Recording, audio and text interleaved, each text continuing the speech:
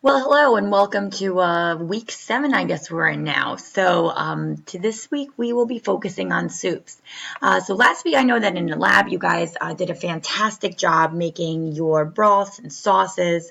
Hopefully, you had quite fun because that was really the first lab where you guys were cooking. And this week, you have been assigned your soups, and you will be making them on Wednesday. And throughout this week, we're actually going to learn a little bit more about soups and their importance in American cuisine, but also around the world. So make sure you go over your vocabulary and see if there's any that you don't recognize and you learn them. So I wanted to start off with a slight history of, where does the word restaurant even come from? And it actually comes from, of course, a French word because I wrote everything down. But basically what happened is the first restaurants in France that we already talked about in the late 1700s, they served what was called restoratives, which actually meant that they served soup. And for the most part, they served other things, but soup was it was a big dish. It was a main dish because the ingredients that were used in it, they actually were really, really important to the human diet. And they literally restored the health of people. Now, some of you might be like, okay, well, soup, what does that remind you of in today's culture? And a lot of you guys might come up with soup kitchens. And I wanted to bring that back a little bit and see where those actually came from. And soup kitchens were coming up on Thanksgiving. So it's, some of you might be volunteering or looking to volunteer in what we now call soup kitchens, which are typically kitchens that serve food to the homeless or the less fortunate. Now, that actually came from the Irish famine of the 19th century.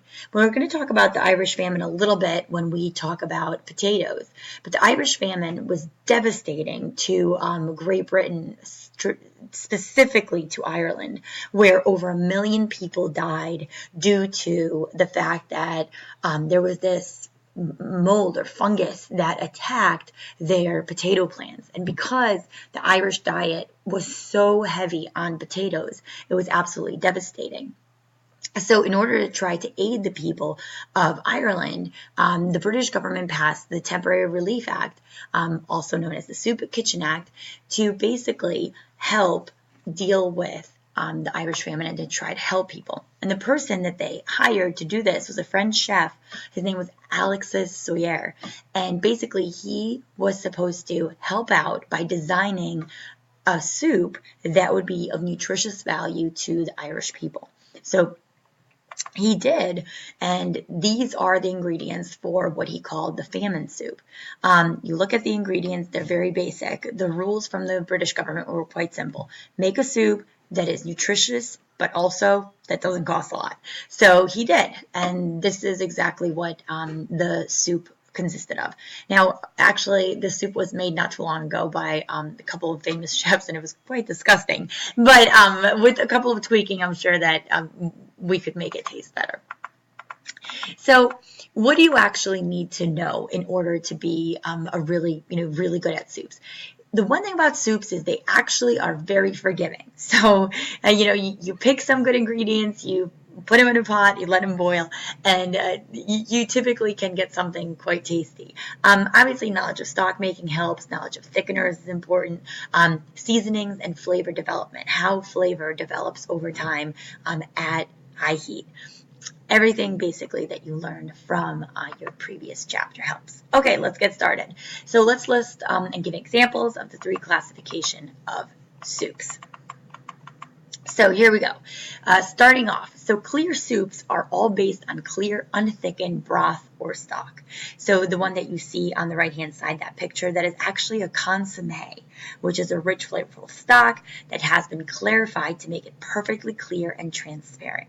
Now, if you go to culinary school, or if you if you've talked to any chef that have some of the traditional French training, they will tell you that one of the things that chefs absolutely pride themselves on is the most flavorful yet clear consommé. So although it tastes like it, or looks like it's not going to taste like anything, it actually has the deepest flavor.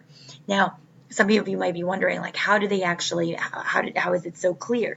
They actually use a lot of clarifying agents. One of the most common clarifying agents is actually egg. So if you were to crack an egg into a pot of, broth, And to clarify it, it actually would attract impurities to it, and then you could just scoop the egg out and discard it and be left with a clearer broth. So, like I said, the clear soups, they're based on a clear, unthickened broth or stock. Broth or bouillon, those are simple clear soups with solid ingredients. We also have vegetable soup, which is a clear seasoned stock or broth with the addition of one or more vegetables. Sometimes you could add meat, poultry products, or starches, but obviously vegetable soup, when we call it vegetable, it does not include any meat ingredients. So we also have thick soups. We have clear soups, and then we have thick soups. Thick soups are thickened by either adding a thickening agent, such as a roux, and we will talk about roux in a little bit, or by pureeing one or more of their ingredients. So a lot of you this week and maybe in the next few weeks will actually be making a roux. And the way that you make a roux is you melt butter and then you add flour. And as the flour soaks up the butter, it actually starts darkening. And based on how dark you make the roux, that's how dark your soup will be, your thickening agent for the soup. So that is one way that we can thicken a soup, and we typically do that for cream soups, and then finally we add other thickening agents, and then after we add milk or cream, sometimes coconut milk, and those give it that nice creamy flavor. Purees are just naturally thickened. We don't add anything else. We typically use starchy ingredients such as split peas, potatoes, or beans, and because they're starchy, that thickens up the soup by itself. And let's get to some that are very, very, very frequently wrongly labeled on many American menus. So let's start with bisques. So bisques are thickened soups made from shellfish and almost always finished with cream. Whenever I say bisque, people are always like, wait. It has to be made with shellfish. The answer is yes. If it's a bisque, true bisques are made with shellfish. And then some people are like, well, I'm pretty sure I just went to a restaurant and they had butternut bisque on the menu or tomato bisque on the menu. And when I see that, I'm like, well, actually, that's completely incorrect. So the actual menu labeling is incorrect. If they have something like a tomato or a butternut thickened soup, then it was most likely a chowder, because chowders are hearty soups made from either fish or shellfish and or vegetables. So it's probably one of those. Now, chowders do always contain potatoes, so that is because it's a starchy vegetable. We a lot of times put that in there. Often they might have milk, but then there are some exceptions. And one big exception when we talk about chowders is clam chowder. And in your picture, you see two different types of chowders. The one on the left-hand side is what we call the Manhattan clam chowder. On the right-hand side, that's the New England clam chowder. Now, depending on where you are from and what you're familiar with, you might like one versus the other, or you may not even know about the other one. Now, the reason that they're so different is they actually have to do with the immigrant population that settled in Manhattan, in New York, which was predominantly, you might guess, with the red color, Italian. So they actually added some tomato sauce to the clam chowder, and the one in New England that was a more traditionally Irish immigration population, and they used as a thickening agent cream. So those are differences in the two chowders. And finally, we have specialty, or what we call national soups. And these are soups that are distinguished by maybe some unusual ingredients or maybe specific cooking methods. Gumbo is one of them, something like peanut soup. And then we also have these, some people are like, well, is that a dessert? Is that a soup? We do have some cold fruit soups, like something like a cold cucumber soup. Those are all things that we typically might see. Gazpacho, that's another one. That's a cold soup, cold Italian soup. And those are just specialty soups that you might see on a menu. So I already mentioned a little bit about vegetarian soups and low-fat soups.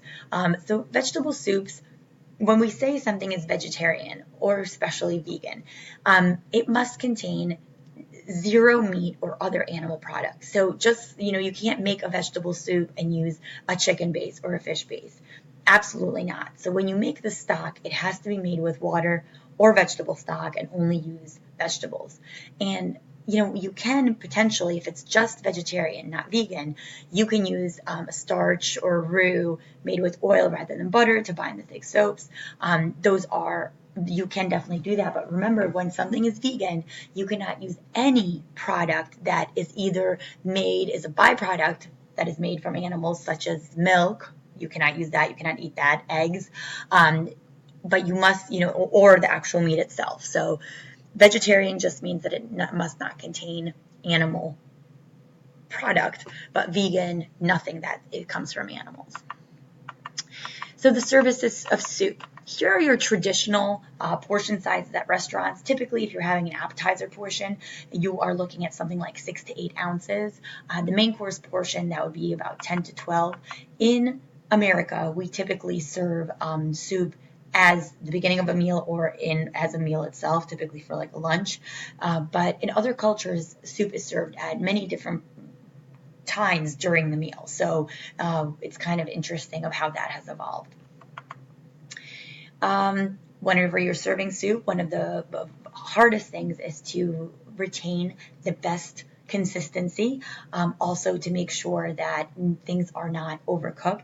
So when we are making a lot of times broth, items and different vegetables and products, they're actually added during the cooking process at different times to make sure that they are not overcooked. The picture that you see on the PowerPoint slide, that's actually very common nowadays, where we put cooked vegetables and then we add the finished broth at the end, and that just ensures the proper cooking. When we're listing, let's take a look at the different categories or examples of soup garnishes, because they might surprise some of you. So when we talk about garnish, soup garnishes may be divided into 3 different groups. The first one is a garnish that is in the soup. Okay, so that is the first example that you see where there are the noodles that are inside of the soup. That's actually considered a garnish if it was not cooked with that ingredient. So if that broth was not cooked with the noodles in it, which it was not, because that would overcook and make it cloudy, then it was added afterwards. So therefore, it is a garnish that is considered to be in the soup. The second picture is a topping. Obviously, it's something that is placed on top of the soup. This is actually what many people think of as a garnish. But remember, it does not always have to be on top. It could also be inside. And the third one is an accompaniment. What you see there, that's a kind of a play on an American classic, tomato soup and grilled cheese. This is kind of a little play on that with a catering. And that's also something that we are seeing as far as a new way to garnish a soup. So the difference between broth and stock, I wanted to put this up here and just put it out there, just because even I use them interchangeably sometimes, and I try not to, but sometimes it just slips out.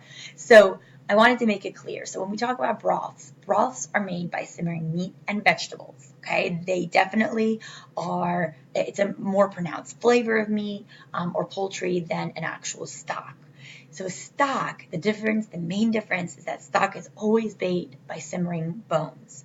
So bones and vegetables, but definitely bones in stocks. Broths, not necessarily. It could just be a meat product. Stocks also generally are a little bit richer, and they are a little bit thicker. Sometimes even if you cool them or chill them, they might become of kind of like a gelatin consistency, and that has to do with the bone marrow, the marrow that's coming out from the bones. What are the guidelines for prepping vegetable soups? So the biggest thing, and remember I already said overcooking, how that's a big problem.